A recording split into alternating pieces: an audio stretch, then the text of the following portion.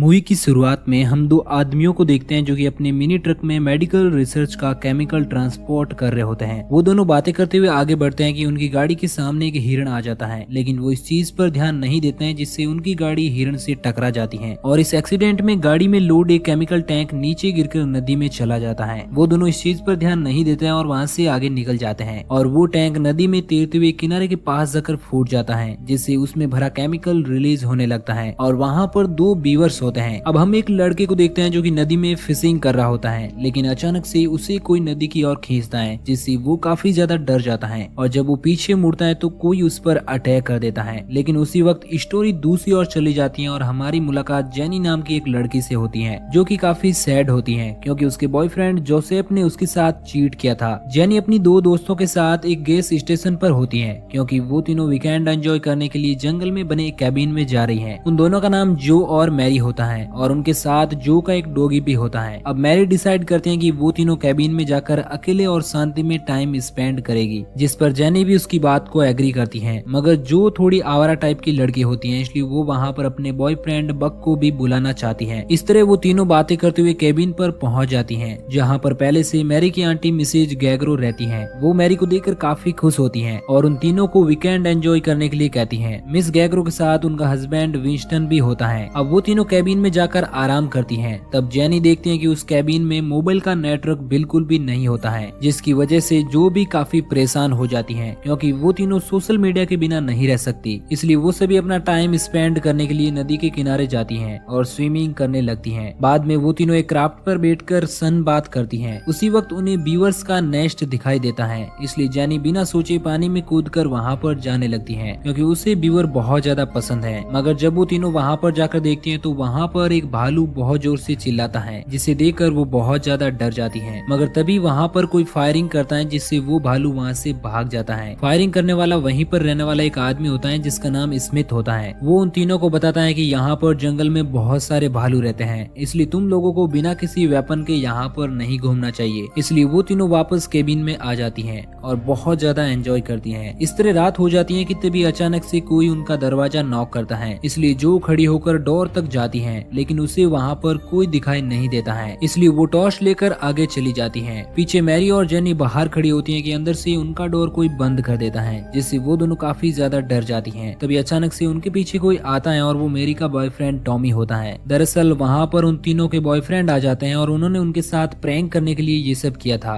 Mary और जो उन लोगों को देखकर बहुत ज्यादा खुश होती है, लेकिन जेनी जोसेफ पर पहले से गुस्सा थी, इसलिए वो उसके आने पर काफी गुस्सा होती है। अब मैरी और जो तो अपने अपने बॉयफ्रेंड के साथ रूम में जाकर एंजॉय करने लगती हैं, लेकिन जेनी और जेसॉप अभी तक वहीं पर बैठे हुए होते हैं। जेसॉप उसे मनाने की काफी कोशिश करता है, लेकिन वो उसे उसका एक फोटो दिखाते हुए पूछती है कि ये लड़की कौन है। तब वो उसे बताने की कोशिश करता है कि मैं उस लड़की को नहीं जानता, वो तो जब मैं नशे में था तो किसी ने मेरा फोटो खींच लिया। लेकिन जेनी उसकी बात पर यकीन नहीं करती है और वहाँ से जाने लगती है। जेसॉप उसके पीछे जाकर उसे राजी करने के लिए किस करने लगता है, लेकिन वो उसे पीट कर वहाँ से चली जाती है और बाथरूम में जाकर शॉवर लेने लगती है। तभी वहाँ पर एक बीवर आ जाता है जो कि काफी भड़काऊ होता है और वो जेनी को काटने की कोशिश करता है, लेकिन वो किसी तरह वहाँ से भागते हुए जेसॉप के पास जाती है और उसे इसके बारे में बताती है। तब तक वहाँ पर बाकी लोग भी आ जाते हैं और वो सभी जेनी की बात को सीरियस नहीं लेते हैं, लेकिन उसके ज्यादा कहने पर वो सभी एक बैट लेकर बाथरूम की ओर जाते हैं, मगर उन्हें वहाँ पर कुछ नहीं मिलता है, इसलिए बक जेनी की मजाक उड़ाते हुए बाथरूम के अंदर जाता है। तभी अचानक से वो बीवर उस पर अटैक कर देता है, लेकिन तभी टॉमी उसे बैट से पीट कर मार देता है। ये सब देखकर वो सभी बहुत ज्यादा डर जाते हैं। अब इन सब के बाद जेनी सभी को वहाँ से घर चलने के लिए कहती है, लेकिन बाकी लोग कहते हैं कि बीवर कभी भी इंसानों को नहीं काटते, हो सकता है कि ये बीवर पागल हो गया हो, इसलिए अब हमें कोई टेंशन नहीं लेना चाहिए। अब टॉमी उस मरे हुए बीवर को एक बैग में डालकर बाहर फेंक देता है, लेकिन हम देखते हैं कि वो अभी तक जिंदा होता है। नेक्स्ट मॉर्निंग वो सभी स्विमिंग करने के लिए बाहर आते हैं। तब वो लोग देखते हैं कि मरा हुआ बीवर उस बैग में नहीं है, लेकिन वो सोचते हैं कि उसे किसी जानवर ने खा लिया होगा। अब वो सभी रिवर में जाकर एंजॉय करने लगते हैं, लेकिन जेनी अकेले ही बाहर बैठी होती है क्योंकि उसे बीवर से डर लगने लगता है। मगर बाकी लोगों के ज्यादा कहने पर वो भी पानी में उतरती है। तभी उसी वक्त बक को कोई पानी में खींच लेता है, लेकिन बाकी लोग सोचते हैं कि वो डुबकी लगा रहा है। तभी बक बाहर निकलता है जिसके हाथ में खुद का पैर होता है और पानी में बहुत सारा ब्लड फैल जाता है, जिसे देखकर सभी लोग बहुत ज्यादा डर जाते हैं। उस वक्त मैरी और जोसेफ क्राफ्ट पर होते हैं और वो उन लोगों को जल्दी से क्राफ्ट पर लौटने के लिए कहते हैं। दरअसल बक पर एक बीवर ने अटैक कर दिया था और अब वहाँ पर बहुत सारे बीवर आ जाते हैं, लेकिन वो तीनों किसी तरह क्राफ्ट पर पहुंच जाते हैं। मगर वो बीवर अब क्राफ्ट को नीचे से काटने लगते हैं, इसलिए वो सभी बहुत ज्यादा डर जाते हैं। दूसरी ओर जेनी ये सब देखकर वापस केबिन में चली जाती है और फोन से हेल्प बुलाने की कोशिश करती है, लेकिन फोन की लाइन पहले ही बीवर्स ने काट दी थी। तभी उसके ऊपर एक बीवर अटैक कर उसे काट देता है, मगर वो किसी तरह उससे बचने की कोशिश करती है और उसे चाकू से मारती है। मगर उसकी बॉडी कटने के बावजूद भी वो जेनी को काटने की कोशिश करता है, लेकिन तभी वो फिर से एक चाकू से उसे घायल कर देती है। दूसरी ओर बहुत सारे बीवर क्राफ्ट को काटने लगते हैं, मगर टॉमी किसी तरह उन्हें पीटकर वहाँ से दूर भगाता है। तभी जेसॉप जो के डॉग को पानी में फेंक देता है और जब वो सभी बीवर उसे काटते हैं तब तक सभी लोग तैरते हुए नदी के बाहर आ जाते हैं और किसी तरह भागते हुए कैबिन में जाते हैं। अब रात हो जाती है, लेकिन अभी तक बहुत सारे बीवर्स उनके घर के चारों ओर होते हैं। दरअसल वो सभी बीवर्स एक वायरस की चपेट में आ रहे हैं, जिसकी शुरुआत उस केमिकल टैंक से हुई थी और उसकी वजह से अब सभी बीवर्स ज़ॉम्बी बनने लगे हैं। अब सभी लोग इस कैबिन में फंस जाते हैं क्योंकि वहाँ पर कोई नेटवर्क नहीं होता है, जिसकी वजह से वो बाहर से कोई भी हेल्प नहीं बुला सकते। वहीं बग का पैर कटने की वजह से उसका काफी ब्लड बह जाता है, इसलिए अब उसे जल्द से जल्द हॉस्पिटल ले जाने की जरूरत है। उसी वक्त वो मरा हुआ बीवर्स फिर से जिंदा हो जाता है, इसलिए जेसॉप को बहुत गुस्सा आता है और वो उसका सर काट कर बाहर ले जाता है और बाकी सभी बीवर्स की ओर फेंक देता है, जिससे वहाँ पर और ज्यादा बीवर्स आ जाते हैं। इसलिए वो सभी डर कर फिर से अंदर चले जाते हैं। अब टॉमी डिसाइड करता है कि वो मैरी की गाड़ी लेकर बग को हॉस्पिटल ले जाएगा और बाद में वहाँ से उनके लिए हेल्प बुलाएगा। उसकी ये बात सुनकर जो भी उसके साथ जाने को तैयार हो जाती है और अब वो दोनों बग को लेकर गाड़ी में बिठाते हैं और वहाँ से निकल जाते हैं। पीछे वो तीन ही बचे होते हैं कि कुछ बीवर्स विंडो से अंदर घुसने लगते हैं, इसलिए वो तीनों सभी दरवाजों पर कीले ठोककर उन्हें बंद कर देते हैं। दूसरी ओर हम मिसेज ग्रॉग और विंस्टन को देखते हैं। ग्रॉग को बाहर से अजीब सी आवाजें सुनाई देती हैं, इसलिए वो विंस्टन को बाहर जाकर देखने के लिए कहती हैं, मगर वो उसकी बात को नहीं मानता है और अपने डॉग के साथ वहीं पर बैठा रहता है। मगर तभी हम देखते हैं कि अब उसके डॉग की जगह पर एक बीवर बैठा है। दूसरी ओर टॉमी और जो गाड़ी लेकर आगे जाते हैं, लेकिन आगे का रास्ता ब्लॉक होता है, जिससे वो बहुत ज्यादा परेशान हो जाते हैं। तभी उन्हें वहीं पर खड़ा एक ट्रक दिखाई देता है और टॉमी उसके पास जाकर देखता है तो उस ट्रक में कोई नहीं होता है, लेकिन उससे वहाँ पर एक एक्स मिल जाती है, जिसे वो जो को देता है और उसे वहीं पर रुकने को कहकर खुद पैदल ही आगे हेल्प बुलाने के लिए निकल जाता है। लेकिन तभी जो को उसके चिल्लाने की आवाज सुनाई देती है और वो देखते हैं कि टॉमी एक पेड़ के नीचे दबकर मर चुका है। दरअसल उन सभी पेड़ों को वो ज़ॉम्बी बीवर काट रहे हैं। जो ये सब देखकर बहुत ज्यादा डर जाती है। तभी वहाँ पर स्मिथ आ जाता है और वो दोनों बग को अपने ट्रक में बिठाकर वहाँ से वापस केबिन की ओर निकल जाते हैं। दूसरी ओर वो तीनों पूरी तरह घर को पैक कर देते हैं, लेकिन अभी तक कुछ बीवर घर के अंदर आने की कोशिश करते हैं। वो किसी तरह उन्हें वहाँ से भगाते हैं कि तभी उन्हें बाहर से ट्रक के आने की आवाज सुनाई देती है और उन्हें लगता है कि टॉमी उनके लिए कोई हेल्प लेकर आया है। अब वो तीनों गाड़ी से उतरकर दरवाजा नॉक करते हैं, लेकिन अंदर से जेसॉप उन्हें बताता है कि हम दरवाजा नहीं खोल सकते क्योंकि उन्होंने सभी डोर अंदर से ब्लॉक कर दिए थे। इसलिए वो तीनों मिस ग्रॉग के घर की ओर भागने लगते हैं और किसी तरह वहाँ पर पहुँच जाते हैं, लेकिन वो देखते हैं कि उन बीवर्स ने विंस्टन और उसकी वाइफ गॉर्ग को भी मार दिया है। दूसरी ओर वो तीनों कैबिन में बैठे हुए होते हैं, जहाँ पर कुछ बातें करने के बाद वो सभी सो जाते हैं। तभी मैरी के पास जेनी आती है और वो उसके नजदीक आने लगती है। तब मैरी सोचती है कि वो उसके साथ रोमांस करना चाहती है, इसलिए वो जेनी को कहती है कि ये सब हम बाद में कर सकते हैं। लेकिन तभी अचानक से जेनी के नाखून बड़े हो जाते हैं और उसके दांत भी बाहर निकल जाते हैं। ये देखकर मैरी बहुत ज्यादा डर जाती है और उससे बचने की कोशिश करती है, लेकिन जेनी अब काफी हद तक एक बीवर की तरह बन जाती है। उसी वक्त पीछे से जेसॉप उस पर अटैक कर उसे घायल कर देता है और वो दोनों वहाँ से भाग जाते हैं। दूसरी ओर बक स्मिथ पर अटैक कर उसे बुरी तरह से काट देता है और ये सब देखकर जो बहुत ज्यादा डर जाती है और वो भागते हुए ऊपर जाकर खुद को एक रूम में बंद कर लेती है। लेकिन उसी रूम में ग्रॉग होती है, जो अब एक ज़ॉम्बी बन चुकी थी और अब वो जो पर अटैक कर देती है, मगर वो उससे बचने के लिए विंडो से नीचे कूद जाती है। वहीं कैबिन में फ्लोर को खोदकर बहुत सारे बीवर्स अंदर आने लगते हैं, इसलिए जेसॉप और मैरी उन्हें मारने की कोशिश करते हैं और भागते हुए वॉशरूम में चले जाते हैं, जहाँ पर मैरी जेसॉप को अपना शर्ट उतारने के लिए कहती है क्योंकि उसे लगता है कि जेसॉप भी उस वायरस से इन्फेक्टेड हो गया है। जेसॉप अपनी शर्ट उतारकर उसे बताता है कि मैं बिल्कुल ठीक हूँ, मगर उसे तब भी यकीन नहीं होता है और वो उसे अपनी पैंट भी उतारने के लिए कहती है। जेसॉप ऐसा ही करता है और इसके बाद वो मैरी को भी अपनी बॉडी दिखाने के लिए कहता है। वो भी अपने क्लॉथ रिमूव करती है जिस पर एक घाव होता है और जब जेसॉप उसे देखने लगता है तो वो उसे किस करने लगती है और वो दोनों इंटीमेट होने लगते हैं। उसी वक्त एक बीवर प्लग को काटता है जिससे केबिन में आग लग जाती है। तभी मैरी वॉशरूम में आ जाती है और वो जेसॉप के पेनिस को काट देती है, जिससे वो भी मर जाता है और ये सब देखकर मैरी बाहर भाग जाती है। तभी वहाँ पर जो गाड़ी लेकर आती है और मैरी उसके साथ वहाँ से चली जाती है। आगे जाने पर स्मिथ उनके सामने आ जाता है जो उन पर फायरिंग करता है, इसलिए उनकी गाड़ी का एक्सीडेंट हो जाता है। अब सभी ज़ॉम्बी उनकी ओर आने लगते हैं, मगर वो उन तक पहुँचते उससे पहले वो गाड़ी लेकर आगे निकल जाती है। कुछ दूर आगे जाकर जो गाड़ी रोक देती है क्योंकि आगे का रास्ता ब्लॉक होता है, इसलिए वो दोनों पैदल ही आगे बढ़ने लगती हैं। मगर तभी मैरी जो पर गन तान देती है क्योंकि उससे लगता है कि जो भी वायरस से इन्फेक्ट